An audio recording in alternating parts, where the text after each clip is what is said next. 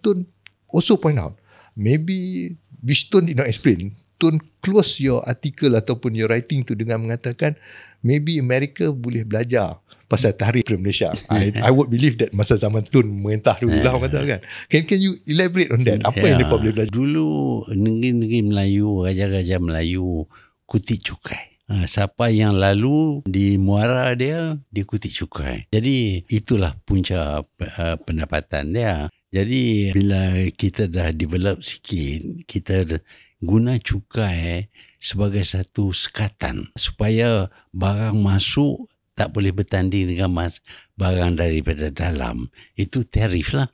Kita kenakan tarif supaya barang masuk yang murah tidak boleh masuk dalam pasaran kita dengan harga yang murah. Nak bagi harga dia mahal, kita kenakan cukai. Jadi harga dia naik, dia tak boleh lawan dengan kita. Inilah yang kita lakukan, terutamanya berkenaan dengan Proton. Apabila kita keluar kereta sendiri, kereta kita ni mahal lah. Volume tak besar, tak banyak. Jadi tak ada economies of scale. Jadi kereta kita mahal. Nak jual kereta kita cuma dalam pasaran kita saja. Kita ada banyak kereta, tapi tak boleh jual kerana yang kereta yang masuk ni murah.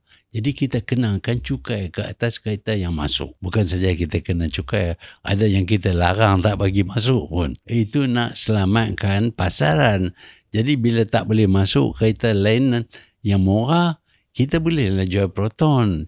Itulah guna tarif. Dan saya berpendapat bahawa kita tak kena cukai terlalu tinggi. Cuma cukup untuk dia tak boleh bersaing. Ini Trump ni, dia buat kena cukai tanpa mengkaji dengan mendalam. Dia kena cukai yang bukan-bukan tinggi. Bila kena terlalu tinggi, dia tak boleh masuk dalam pasaran dia. Kalau dia boleh keluar pengganti, tak apa. Tapi dia tak boleh keluar barang. Macam telefon. Dia buat telefon semua di negara China. Dia tak buat telefon. Bila tak bagi masuk harga mahal, tak boleh masuk Amerika, dia tak fikir tentang itu. Bukan saja telefon. Kereta dia pun guna parts daripada import. Kapal terbang dia pun guna parts daripada import. Kalau dia kena cukai tarif yang tinggi, tak boleh masuk barang tu, barang dia pun tak boleh siap. Jadi saya berpendapat bahawa apa yang dilakukan oleh Trump ini, dia jadi saja presiden tanpa mengkaji dengan mendalam.